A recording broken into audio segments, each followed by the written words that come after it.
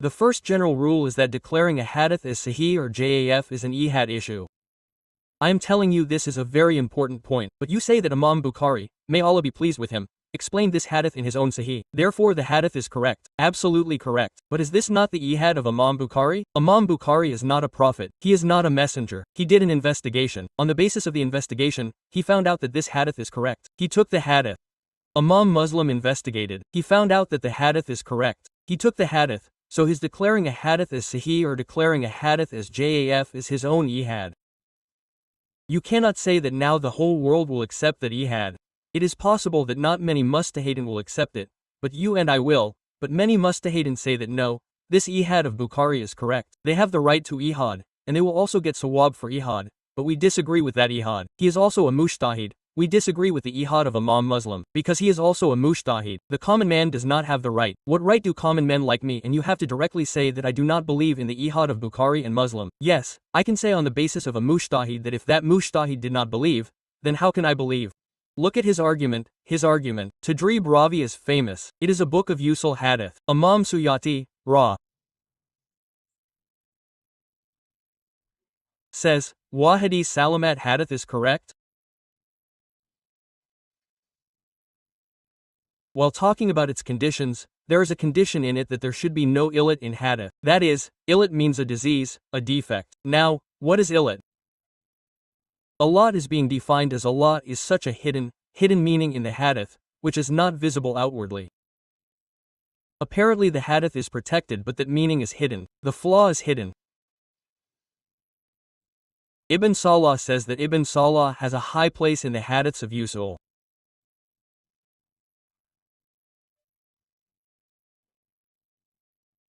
He says that the original hadith is that which is absolutely perfect externally.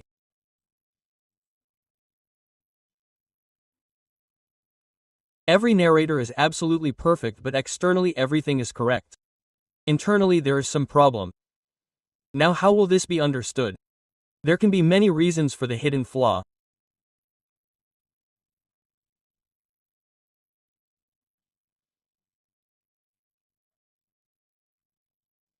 This is just a long text in it. I just want to tell you that by translating it, this hidden illat, brother, is not understood by everyone. Only the experts of the art understand it. In this way, some people reach such a level of ijtihad that they see flaws as soon as they see the hadith. You ask them, brother, there is a flaw in this hadith. What is the proof for this? They say that the proof is not valid. It is just what I can see. So, after reaching that level, it is not in everyone's power. So the source is absolutely correct but there is an internal flaw. Now, because of this internal flaw, that hadith is rejected. That hadith is no longer correct. Although the source is absolutely correct. Imam Nabi is not an ordinary person. He has written the Sharia of Muslim. It is written in its case. Many Muslims accuse Imam Muslim. What accusation do they make? He has narrated from many Zaf Ravis in his Sahih. There is an accusation on this. Brother of Imam Muslim, you have taken the hadith of Zaf Ravi. Now Imam Nabi is defending him. And there is no flaw in this. And the answer is a little stupid. Imam Ibn Salah gave many answers to this question that why did Imam Muslim narrate from Zaf Ravi? One of the answers is very strong. It is possible that the narrator may be Zaif according to you and Sikh according to Imam Muslim. So declaring someone as Zaif or Sikha is an ijtihadi issue. Imam Muslim declared him Sikh and took his hadith. You are declaring him as Zaif. You should not take it. What does this prove? This proves that the hadith being Sahih or Daif is an ijtihadi issue. You cannot force any mujtahid that Imam Bukhari, Imam Muslim, Imam Tirmizi, Ibn Majah, Nasai, Abu Dawood, and Nabi Shabba declared this hadith as Sahih. You should also believe it. If he is a mujtahid then he has his own reasons to declare that hadith as Zaif. The first part is over. Now listen to the second part. The second proof is that if a mujtahid has used a hadith then this is the authentication. That is, as if he has declared that hadith is correct. You either tell that mustahid that it is not a mustahid. I do not believe mustahid and now you give arguments against his ihad and prove that it is not a mustahid. But if you believe that it is a mustahid, then if that mustahid has taken any hadith, then taking that hadith is the proof of that hadith being correct. Who is saying this?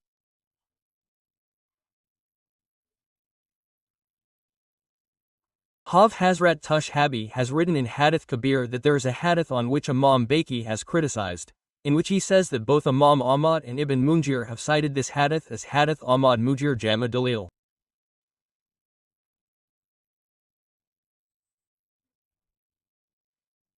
Their citing this hadith is the proof that this hadith is correct. In his opinion, similarly, Imam Shafi believes that any hadith is correct according to him. Imam Abu Hanifa believes that any hadith is correct according to him. Now who are you? They will say that no, Imam Hanifa is using Zaf hadith. Brother, that hadith was sahih according to him. It will be Zaf according to you, because the matter is itadi. After that, now another rule which is very important is that a hadith being in sahih is not preferable. I had said this earlier also 2 weeks ago. That is, if a hadith is found in Bukhari and Muslim, just being in Sahih Bukhari and Sahih Muslim does not mean that now it will be Raj as compared to those hadiths. It will be given preference which is not in Bukhari and Muslim. This is a very important rule. Keep this rule in mind that if suppose two hadiths are in one Bukhari and the other is not in the other, then the presence of a hadith in Bukhari does not make it necessary to give preference to that hadith over the other hadith. Rather, you will prove with the external reasons that why this hadith is Raj. Whether it is Bukhari's hadith or someone else's hadith, external factors are required. Just having it in Bukhari is not enough, because Bukhari himself is a mustahid. So is it correct to say that no, Bukhari's ijtihad is ijtihad, Malik's ijtihad is not ijtihad, Shafi's ijtihad is not ijtihad, Ahmad's ijtihad is not ijtihad? Where is this? Both are mustahid. All are equal in ijtihad. Here comes one of Mudasin and one of Fuqah. So brother, whatever is this, it is related to Fuqah. If something has been said in relation to Fuqah, then something should be said in the books of Fuqah's fiqh with reference to them. So in the matter of fiqh, no one has ever said that if a fakir has said something, then that is the dalal. He says that such a dalal does not exist in our knowledge in any book. Here also, the thing that has been said, this is the praise of the hadith, that what is called a hadith, that in which there is some flaw, there is awareness about it, which is meant by its health, apparently. From the sanad, that is, the sanad is related, it is from the night. What does it mean to be apparently correct? That the sanad is related, it is from the night. But despite that, there can be something wrong in it. For example, here he has also indicated that whatever it is, it may be in accordance with the Arab, it may be opposite to the other, it may be something correct. So on these grounds, there is a matter of shu on the hadith. So when it comes to sujus, then the sanad looks correct apparently, that the rawa is absolutely correct. The sanad is related, but the shuju is coming. So on that basis, the hadith is called jaf, it is called mul. So this is what is happening basically. In the last line, he has said that sometimes it happens that a muddis calls a hadith as mul, but is unable to prove it. It is not that only that is called mul hadith which cannot be proved by anyone. It is not so. Here, what is being said here, what is called kil hadith? It means that whose illiteracy has been known. What is the actual date? What definition is being made? That the illiteracy has been known. That is, Rajul could be there, son of Muzal, but still there is some other evidence, it has been accessed till there, it has come in our hands. Evidence on the basis of which the hadith is being called mol. So the general thing is that the mol hadith is that, it has been said by Rijal, son of Musir, but still it became Riway, because there is another problem in it. In the end it is being said that sometimes experts of the art believe on a hadith, that is, it appears correct, but they are unable to prove it.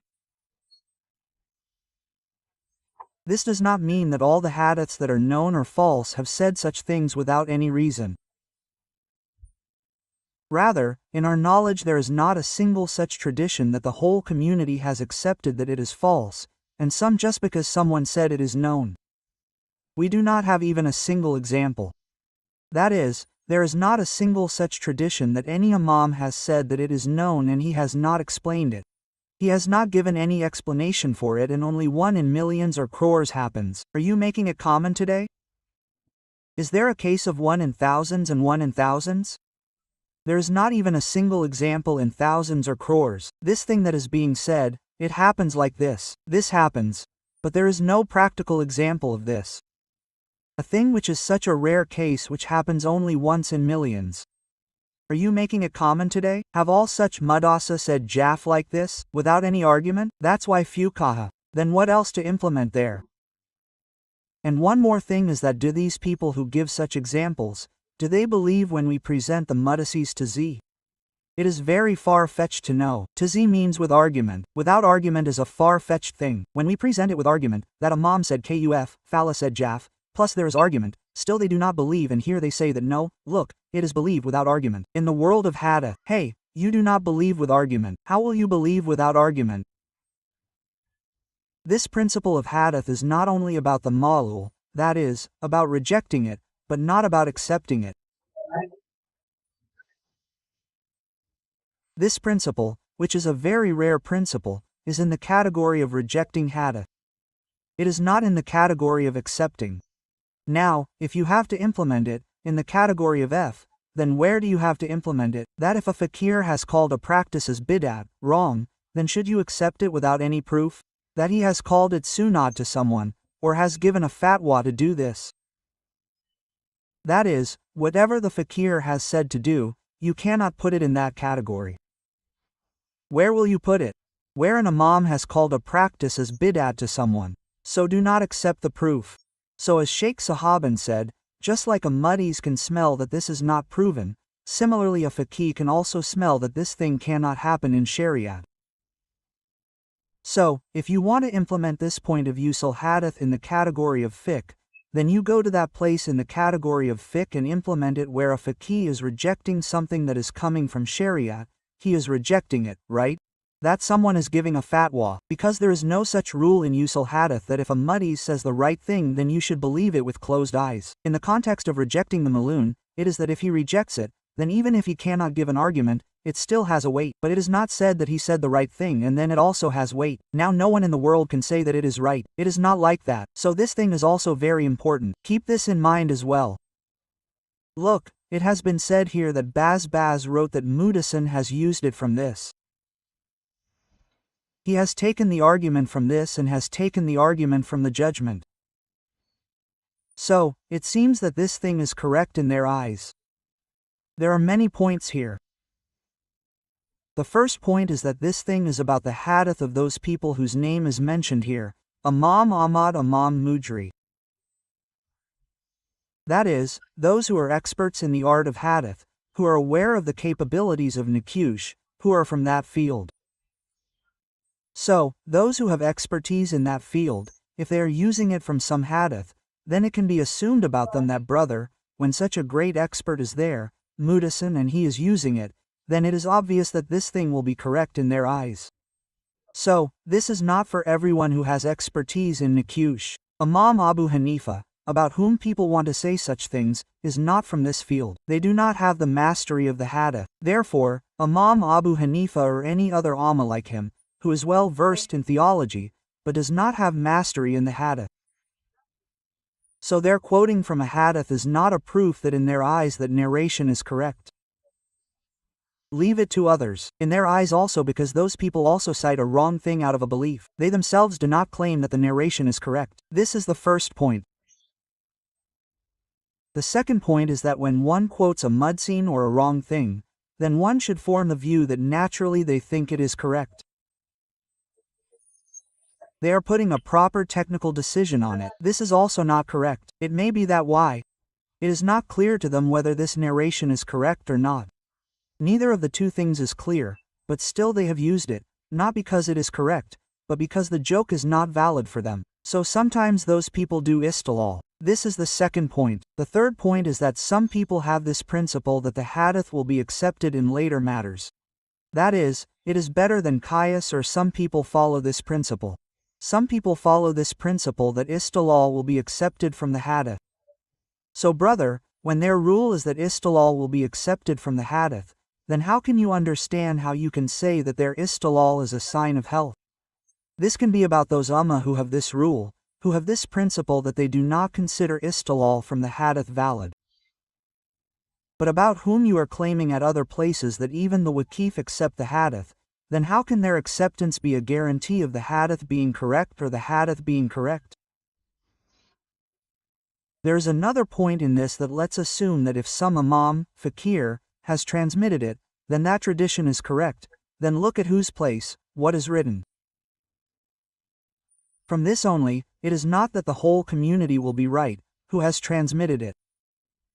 At the most you can say that what will be that tradition in their eyes, it will be correct. Being correct in their eyes does not mean that it will be correct in the eyes of the whole world. You see, this is istil. It is an indicative thing. There is no appreciation, it is a hint. But let me give you an example. Where there is no indication, there is appreciation. Even there that thing is not a proof for the whole world. For example, you see, there is Sahih Kuzma, Sahih in Hibban. These are the books which their founder has declared correct, understand? Their founder has declared them correct. That is, there is no indication that it has been transmitted. It is not a hint, it is a healthy way of saying that Sahih Inama, Sahih Hibban, the purpose of this book is correct. Despite that, does the traditional world consider those traditions to be correct? What will we say, brother, he said it right, accept it as correct, brother? We will only say that it is correct in the eyes of Ibn Hibban, it is correct in the eyes of Ibn Kuzma Rahala, but it may be wrong in the eyes of others. So just think that those muhaddisis who are not experts, muds who are in their own field, when they are declaring with full explanation that the tradition is correct, still we do not consider it correct, we accept it on the basis of arguments, then are those experts not from this field? They are not even explaining, they are just using it. So, even if we accept that it is correct in their eyes, then also we can be separated from it, right? So these were a few things, in this context. Very good, let's assume that they believed it to be correct, but when we say Jaf, we say it with evidence. There is evidence with proof. If there is proof that the narration is Jaf, then what difference does it make if the people said it right, i.e. a Mudin followed it and suppose he followed it with the right understanding? But evidence is found that what is that narration? It is Jaf. For example, is there a narrator in the Sanad who is a Kajab, a liar, a fabricated narrator, or is there any Inda in the Sanad? It is broken. Yes, his Sanad, its changes, its things, are not linked to each other? Yes, so anyone, any kind of defect, any fault, anything can be there in it. So if we have that proof that there is this defect in it, then we cannot say that so and so did do this good deed, so it is correct. Because these people themselves who talk like this, they themselves are victims of tazah. Because where do people believe, brother? Now we show the hadith of 11 nights of Taraweeh, why don't they say it correctly? Is it wrong? So brother, if this is your principle, then why do you do what it is? So here I want to make a point. When we have received the evidence and not the tradition, then after receiving the evidence, saying that so and so has said the right thing is not an argument. Yes, like it happens in Ijtihad, Hadith gives a fatwa. Now if we get evidence against him, then we will not say that it is the duty of a faqih to give fatwa only on the basis of correct evidence. That is why we will catch him. No, we have received evidence against him. We have evidence that that thing is wrong. We will call him wrong, if it is his principle that he says the right thing. It is possible that the narrator is zaif according to you and sikh according to Imam Muslim. So, declaring someone as Jaf or Sika is an Ihadi issue. Imam Muslim declared him Sika and accepted his hadith. You are declaring him as Jaf. What does it prove if you don't accept it? This proves that the hadith being Sahih or Jaf is an Ihadi issue. You cannot force any mushtad that Imam Bukhari, Imam Muslim, Imam Tirji, Ibn Majah, Nasai, Abu Dawood, Ibn Baishaba declared this hadith as Sahih. You also believe that if he is a mushtad then he has his reasons for declaring that hadith as Jaf. In reality, this is true. We accept it that passing judgment on a hadith is an Ihadi issue. In fact, there is an article of mine written about 17 years ago. Perhaps you will find it on the internet that I have written my article 15 to 17 years ago. Its only topic is that the ruling on hadith is Itadi. And in it I have quoted about 6-7 sayings of Mudasin who have explained that the ruling on hadith and rajul is Itadi. So we completely agree with this, that the way the Faqih Akam do istihad in Sharia, the Mudasin do istihad in the Aqal Jatal in the promotion of hadith. Now this objection that if you believe in the words of the Mustadin of hadith, then why don't you believe in the words of the Mustadin? Brother, why don't you believe in the words of the Mustadin of both of us? If we believe the words of the Mustadin of fiqh where they are correct, and we do not believe the words of the Mustadin of hadith where they are correct, and this is the case, you can go and see in any book of fiqh or Hanfi, or even in the books of usool, you will find this line, Al-Mujahid Katai Wasi, that the Mustadin sometimes speaks the right thing and sometimes makes a mistake, so you will find this rule, you will find this in the books of fiqh, Hafi fiqh itself, that the Mustadin speaks the right thing and also the wrong thing. So we fit this rule in both the places. In fiqh as well as in hadith. In fiqh also, we say that the Mustadin can make a mistake, so if he has made a mistake somewhere, we correct it. Similarly, the Mustadin can make a mistake in hadith as well, so if any Mustad has said that any hadith is correct, he can make a mistake. We said there can be no mistake. How many hadiths are there in Sahih Kujma? Mustad has said the right thing. They have ijtihad. We separate ourselves from it. How many hadiths are there in Sahih Iniban? Mustad has said the right thing. We separate ourselves from it. How many hadiths are there in Mustaf? Imam Hakim said the right thing. We separate ourselves from it. In fact, we call the narrations as manat. We also call them mawju, whereas Imam Hakim declared them as sahih. So we are separating ourselves from them. Now, regarding Bukhari Muslim, look at the matter of Bukhari Muslim. This matter is not just about their ijtihad. Ijma is also attached to it. That is, there is ijma on most of the hadiths of Sahih Bukhari and Sahih Muslim, on which there is ijma, then due to ijma, we say that it is hujjat. These people, without any objection to us, say that look, they do not believe in ijma. Brother, ijma yes, there are some hadiths of Sahih Bukhari and Sahih Muslim which are mutakad, in which there is a nab. In them we believe that one has the right to do ijtihad. But those hadiths which are selected hadiths, except for a few hadiths, the rest of the Muslim hadiths are of Bukhari Muslim because the ijma ummah has been attached to them. Therefore, due to ijma, their status has now reached the level of certainty. This is correct and absolutely so. Therefore, the same thing cannot be said on these hadiths of Bukhari Muslim, which is said in Sahih ibn Khuzaymah and other Sahih Masails. It is just like in Fiqh Masail, like the Mustadin said something and there is ijma. So if in Fiqh Masail, in Fatawa, there is ijma on the Fatawa of the Mustadin, then we cannot object to it, right? There, in the Imai issues, we will say that the fatwa on which ijma has been done is correct. We cannot say anything about it. We cannot give any scope for separation even in such hadith on whose validity the Mudasin have agreed, have done ijma. You must understand this point. So Mudasin also do ijtihad, and Fuqah also do it. We accept this, we have no separation from it. Just like Fuqah makes a mistake in ijtihad, similarly the Mustadi Mudin also makes a mistake. There is no separation from this either. But just like in the issues of fiqh, in which ijma has been done, then you cannot call it wrong. Similarly, in the case of the hadith, if there is ijma on the basis of the narration being correct or if there is ijma on the basis of the narration being rejected, you cannot say anything different about it. The case of Bukhari Muslim is that ijma has already been done on his truth. There has been a consensus. I have collected many articles related to this in my book, Talaq Wali Kitab, because there, some people tried to reject the hadith of Sahih Muslim regarding triple talaq. So there I have copied many articles, the sayings of Ulema Anif as well as the sayings of Deobandi Barellas, that these people have duly admitted that ijma has already been done according to the hadith of Bukhari Muslim, and that ijma has already been done on Bukhari Muslim. So because of this ijma, we say that the hujjat has to be accepted, just like you repeatedly refer to ijma in other issues, that there has already been ijma on this issue, therefore we have to accept it, therefore we say that ijma has already been done here as well. What is this to believe? There is hujjat in Hufa and no hujjat in hadith. When ijtihad is being done in both the places, then those who are there in both the places will be accepted as hujjat. We come to Hafi school. After that I am telling this quickly. Otherwise there are 101 things which are the distinctions of Malik school. Now after that we come to Hafi school. What is there in Hafi school? The first foundation is that hadith is accepted if it agrees with the Quran.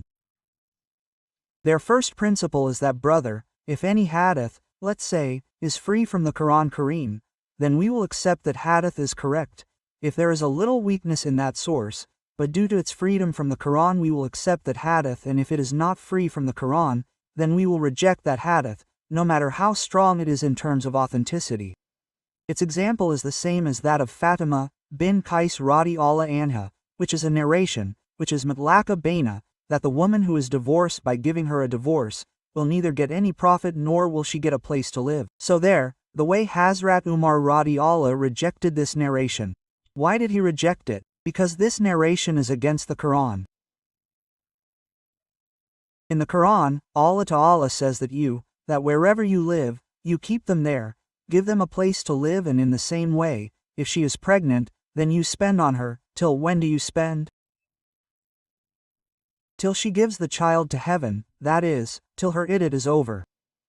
So because of these two verses, the narration of Fatima bin Qais was against the Quran. Therefore, just as Hazrat Umar Allah rejected that narration, Hanaf also has a principle near Hafia that every narration which is against the Quran will be rejected, no matter how strong the evidence is. This thing is called illat. That is, they do not look at the evidence, they only see what is illat. Illat is such a thing that not everyone understands. If there is any such principle in Fafia, then we say without any hesitation that this principle is wrong. Making a principle in the light of Quran and Hadith is not an argument. Brother, principles also need arguments. Like the fatwa of Fatawa Faya, if they clash with the principles of Quran and Hadith, they will also be rejected. So such principles will also be weighed on the scale of Shariat, right? If those principles are wrong, then they will also be rejected. So what is this principle? Quran and Hadith. If there is any tradition against Quran, it will be rejected. This is wrong, because there is a tradition against Quran. Who will decide this? That tradition is against Quran? Who is this? Well, let me first tell you one thing, that in reality, it is impossible for any tradition to be against Quran. This is possible because Quran is from Allah and Hadith is also from Allah, and there can be no contradiction in the words of Allah. If any tradition is against Quran, then it will be zaf. A correct tradition cannot be against Quran. This cannot happen. This is not possible at all. In fact, Quran is a very high thing. A correct hadith cannot be against another correct hadith. So when a hadith cannot be against a correct hadith, then how can it be against Quran? This can be a matter of someone's understanding, that in their understanding that thing seems to be against Quran. But in reality, this is not possible. So if we open this door and everybody keeps saying that it is against the Quran, then this is what the Muqin Hadith says. The Munri Hadith only claims that it is against the Quran. If we bring any narration other than the Quran, then it is against the Quran. Although it is not against the Quran, it is against their firm understanding of the Quran. They reject the Hadith that is against their faith and claim that it is against the Quran. So this principle is wrong. This principle is wrong. And you will find such a confirmation in the Hadith, and in the Mudasin you will find such a confirmation that this thing is against the Quran as well. But on the basis of that, the Hadith was rejected, saying that all its authority is correct. The whole matter is fine, it is just that it is against the Quran, so it was rejected. No such example is found. Now the matter is that Umar rejected the narration of Fatima binte Qais, so remember that the narration of Sahih Muslim is correct. Whatever Fatima binte Qais copied from the Prophet of Allah sallallahu alaihi wasallam is correct. It is proven. There is no kalam in it, but the call of Umar that is attached to it is not proven. Imam Dr has said that what was added in the hadith that Umar said that we will not believe this.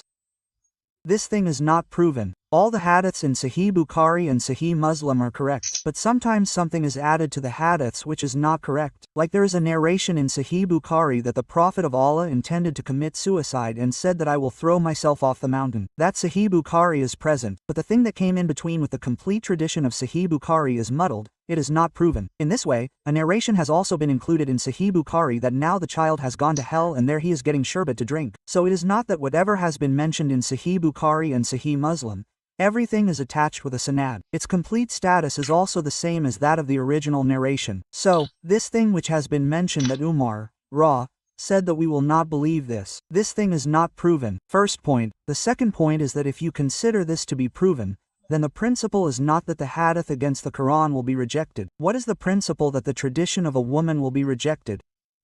Because the words of Umar are that the habit of the book Allah, we cannot leave the book of Allah.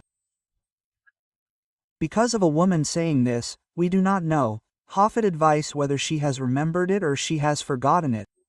If you want to make a rule or principle, then make this principle, and not that we will reject all the traditions of women. We will not accept any tradition of women. He said this, right? He did not name any man. Umar he spoke about women.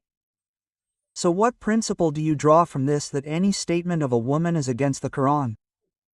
If their tradition, the tradition of women comes, then it will be rejected as it is. That statement is not proven, but if you look at the garden in that very date, then they are asking for testimony, asking for supporting things about Umar. And if you are saying this, then is there any support for this, any witness?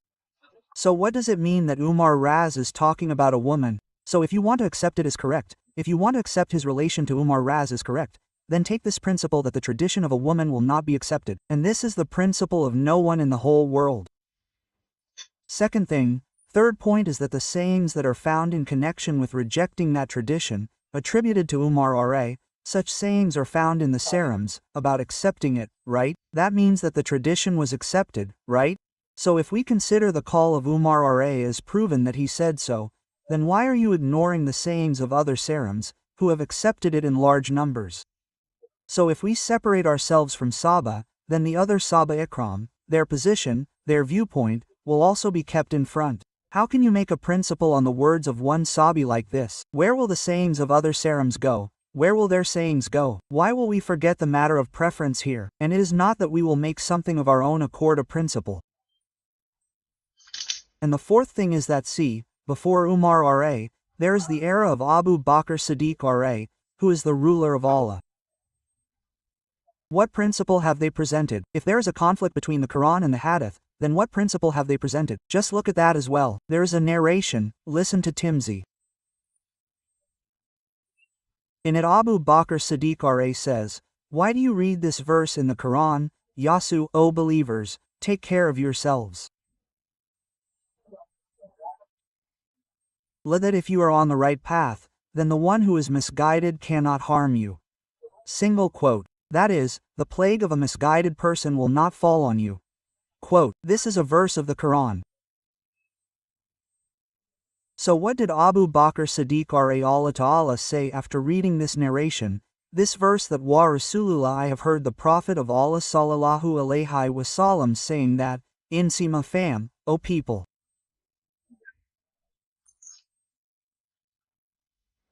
If you see a tyrant and do not stop his hand, then it is near that Allah Ta'ala will punish everyone for what they are. So this narration, in which I was saying a minute ago that this narration is the correct narration of Sanaji, and in it Abu Bakr Siddiq R.A. presented a verse of the Quran and said, do not think that because of this verse if another person is doing wrong, it will not affect you. Because I have heard the Prophet of Allah saying that if someone is doing injustice and you do not stop it, then its plague will fall on everyone. So Abu Bakr Siddiq wants to tell that this hadith, that is, this verse is telling something, but this hadith is telling a special meaning of it, that this can also happen, that is, the thing said in the verse is correct in its place, but the opposite of it can also be, that is, there can be exceptions, something that is contrary to it can also happen. So Abu Bakr Siddiq R.A. did not reject it, did Khalifa Wal? So he did not reject the hadith of the hadith, did not reject that this is in the Quran. If we take both of them in the hadith, then why did you forget the first caliph? Why did you consider the first caliph? Why did you not make your principle based on his principle, his tradition? You made your principle based on Umar. While it is proven that this hadith of Abu Bakr Siddiq R.A. Allah Ta'ala is proven, there is no issue in it. No Moody's did this. But that tradition which was narrated by the honest Umar R.A., why did you make your principle based on that? So the disclosure is that it is good. Let us tell you in the end that there is actually a problem of understanding in it. In the tradition of Fatima bin Qiza R.A., it is mentioned that if a woman gets the final divorce, then there is no harm, no relief. So this is actually about the third divorce and the verse of the Quran, which is mentioned further in this hadith, that the verse of the Quran was presented and it was said that it goes against this verse. That verse is about divorce rajai. So if the divorce is in raji, then it is definitely true that the woman has nafka sukna, she will get everything in it. But about the final divorce, there is no mention in the Quran that she will be given nafka sukna. That verse of the Quran is about divorce Raj, and this was the position of Fatima binte Qais Raj Allah Anha. So the real thing is that the verse of the Quran is not against that hadith. The verse of the Quran is about divorce Raj and the hadith is about divorce. Therefore, there is no conflict between the two. Yes, if a man is marrying someone in a matter of religion, then what should be its standard? Its standard should be that which Hazrat Abdullah ibn Masud Rallah has mentioned. Lalke has copied this call of Abdullah Masud Radi Allah in Shasulkad Sunnah, and in the same way Tabrani has copied this call of Abdullah Masud Radi Allah in Aljab Kabir, and Nai has copied this call of Abdullah Masud Radi Allah in Hiliyah.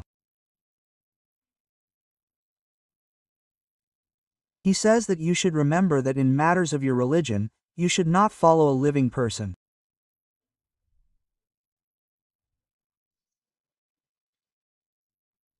One day he will be a believer and tomorrow he may become a disbeliever. Who has seen? Who knows? It is possible that tomorrow he may turn back. You can see for yourself that the videos of the front man are different yesterday and different today. That is, you can make a front man debate with another front man. If a person collects all his videos of 5 to 10 years ago and those of today, then it will look as if both are debating with each other.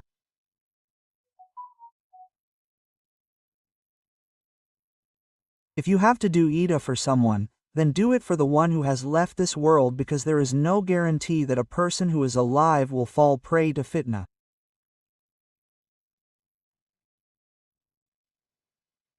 And this principle applies to everyone. This principle applies to all the people who are alive right now. Yes, if a person says that I have studied these sciences, I issue fatwa, and he is issuing fatwa based on his own opinion, he has neither followed the principle of ijtihad, nor the Quran and Sunnah, and he believes in the fatwa of other religious scholars, is imposing his opinion, then it is obvious that you are doing Ida for him. Doing Ida for him is also haram. Ida will be only for those who have passed away or who are copying the words of those who have passed away.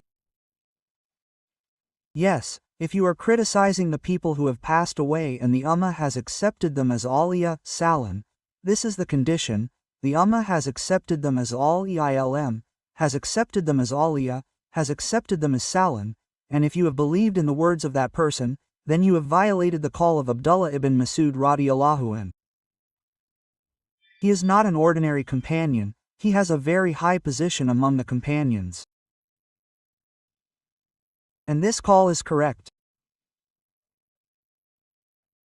In Sam Majd, it is said that the source of this call, all the narrators of it are the same who narrate the correct hadith. Rijal Sahih is a very beautiful call. If you pay full attention, what is in it? Deen Rajan, that none of you should imitate anyone in his religion. How is this? If a person comes to me and believes, you will still believe. If he refuses, you will also refuse. Remember that I said in the creation that if someone says this kind of imitation, then it will be a shirk, that if he believes, only then you will believe. If he does kufr, you will do kufr. To bring someone to this position, this is of a very high level, that is, the worst thing. Next is, in La Mudina. Now see, the words are changing here, right? Earlier it was that don't do taqlid. Taqlid was rejected. Now they are saying that if you have to do something, then do la Buddha Ida. We call this a bada bada bada bada bada bada bada bada bada bada. So the scope for which they are giving is Iba. They refused taqli, but said that if you have to do it, Ida means Iba has to be done as well. So the one who has died, now this death has happened. Who is meant? Ikram is meant. This is our wish. We call these people only, Quran Hadith, and to understand it, you should follow Ikram. Bring them, because the one who is alive may have become a victim of fitnas. The one who has left this world, so the one who has left, his words are in front of us. He was not a victim of fitnas, but those who are alive now, the time ahead, is the time of strife, and they can fall prey to strife. Anything can happen. Therefore, those who have passed away, what is their intention? They are giving a hint. Saram, the senior Sahaba, who has passed away from this world, is saying that those senior Sahaba were not in the time of strife. They were not victims of strife. They were good in this world. So whatever their sayings are, they are right. Listen to them. But this is the time of strife, or the person who is alive now, anything can happen to him. Therefore, it is better that you have to do Ida. So whatever they have, here also they are not talking about any one individual. They are not talking about any one person. They are talking about Ida, that whatever the old ulama have passed away, you should follow them, whatever they are. And well, there is no explanation in this, right? We are saying this from our side. There is no explanation in this that if you want to do Ida, then who is meant by this? That is, Abdullah bin Masud. It is also necessary to look into this a little. I could not give it completely right now. This can also be because what did they mean by Hoda? Allah's Prophet Saul that you should do Ida to Allah, do Iba to him. So this is not a very clear thing, that what does he mean by this? Or the whole thing will have to be looked into, and I cannot give it right now. But there is no talk of taqlid in this. In this, Taqlid is completely forbidden and Ida is talked about further. Whose Ida is talked about? That the Sarims who have left this world have also left this world and Allah's Prophet has left this world. If we take Allah's Prophet as misguided, then we claim him that Taba Rasul, and if we take Sarah as misguided, then we say in the belief that we should follow him. The head should be held as necessary. This is according to our opinion. There is no issue in this. Yes, mashallah, the narration that has just been presented is a narration of this narration. One of them is that the mind should be kept in its rightful position, so Imam Shatibi has mentioned it, and after mentioning it, this is what is meant. That is, this narration is our narration that brother, the sunnah of those who have passed away from this world should be followed because those who are alive are not normal in the context of fitna. So, by mentioning this narration, Imam Shatibi has told this thing. Our time is long over, so I will not read the Arabic thing. In it, he has told that this narration Yasir is talking about the fact that the companions will be followed. Idaba, that is, the mind of the companion, the intention of the companion, and their idea, will be followed in every situation, and this is the way of salvation. And in the argument, that is, in the argument of the meaning that they have derived, that narration has been presented. Apart from the clear asar in the hadith of Albi, it is also clearly present in the hadith that the one on which I am and the narration of my Saba sect. So this is what Imam al-Makdisi has mentioned. And he has then deduced the same thing from this, that brother, the way of the companions, taking advantage of them and adopting their orders and adopting their mind, is what is meant here.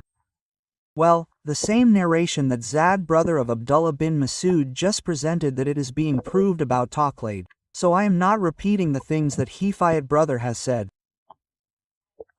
Apart from that, one thing is also that this asar has been mentioned by many people of knowledge and mu'addisin with slight difference in words. But no one has mentioned this asar in the answer to Taqlid. By presenting this, someone has tried to prove it, not that it is as if there is a discussion about Taqlid. No one has proved Taqlid from this. Rather, some people have formally presented it against Taqlid. In Sil Mufti wa Mustaki, a proper title has been established that al-Mana Taqlid is the prohibition of Taqlid of Kitab Kasira. There are many arguments. Taqlid is prohibited. Then among those arguments, this one argument was presented, that is, the call of Abdullah bin Masud Radi Allah Ta'ala, and, this is it, his call was formally presented by Allama ibn Kam in Ilamu Mauka. Now, Alamu is a sharp sword against Taqlid. He presented it there, and the Jam Bayan Ilm was presented by an Rajab bin Faz. Imam Lalke presented it in Shulqad Sunan, but no one accepted it, took the meaning that Taqlid is proved by this, rather it was definitely made an argument against Taqlid. In the light of my knowledge, whatever I have read as much as I could read it, the Shaikh has already answered that how the words used in it are correct. Jazak Allah. Assalamu alaikum rahmatullah wa barakatuhu. Respected, in front of the audience. Look, this was not a real debate or discussion, but a clip of a scholar of two sects was used and the principles of both were discussed. And it is in the hands of you people to decide for yourselves which sect's opinion is better and is in accordance with the Quran and Sunnah. Among the scholars of both the sects whose clips were used, one was Hafi of Deobandi sect, Mufti Tariq, Mufti Yasir Nadeem al-Wajidi Sahib Hafiullah, who was promoting the Deobandi sect, and the other was the scholar of Ali Hadith sect, Shaikh Kifayatullah Sana Hafizullah, who was explaining the principles of Ali Hadith. Jazakallah khair. If you like the information to listen to the video, then share it further. Jazakallah khair.